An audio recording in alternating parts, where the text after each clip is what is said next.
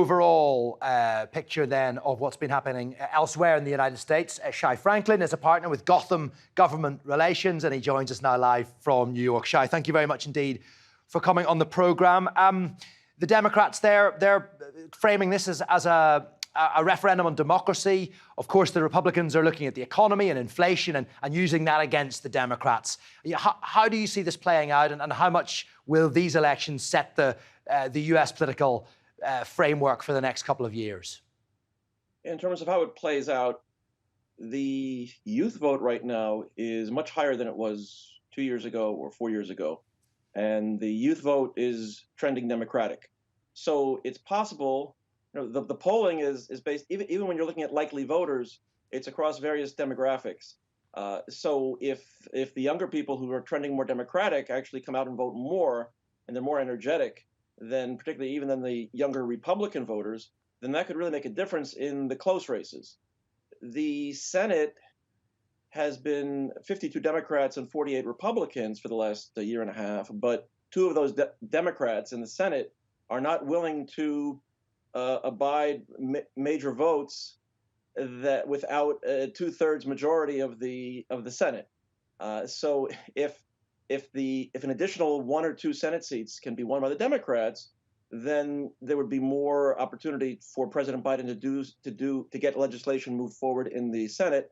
The House is likely to turn Republican, which means it will actually be difficult to get final laws passed.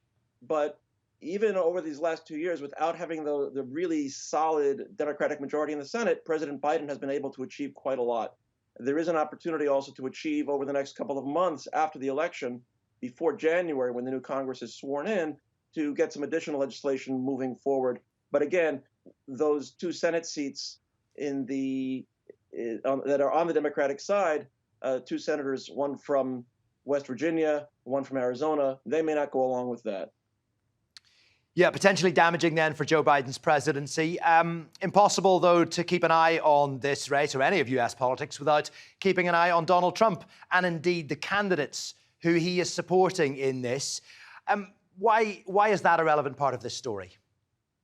It's relevant, first of all, the reason that this is seen by many, and not just Democrats, as a referendum, this election is seen as a referendum on democracy.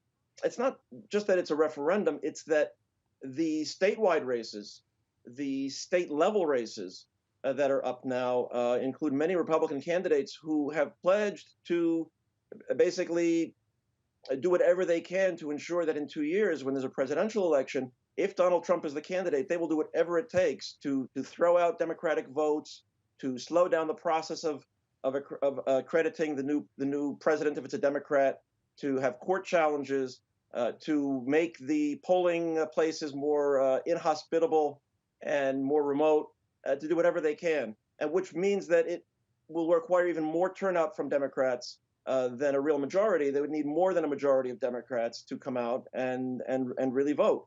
And also, if it's a Republican House, then they will focus on, well, President Trump over the next 2 years, former President Trump, will exert tremendous outsized influence on a Republican House to do all kinds of, to hold hearings, investigating Hunter Biden, the president's son, on really what are generally considered spurious charges, going after Hillary Clinton still, maybe even Barack Obama, going after the Justice Department's investigations, going after state-level investigations of Donald Trump and others.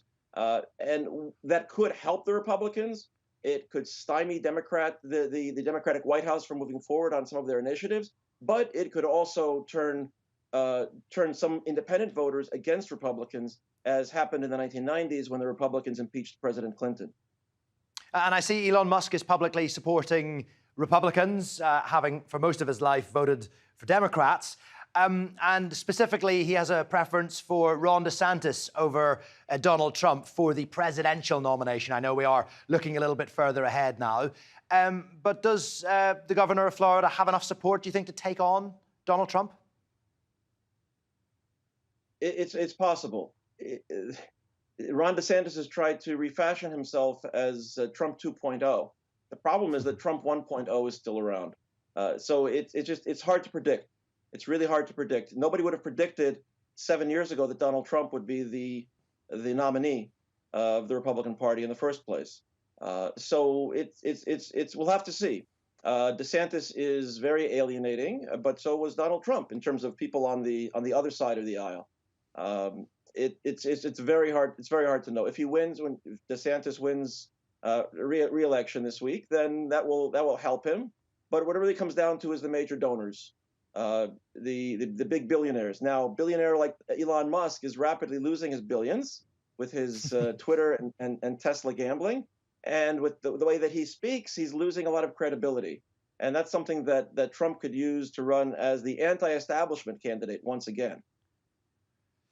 It'll be fascinating, as always, to see how it plays out. We thank you very much indeed. Shai Franklin there joining us from New York.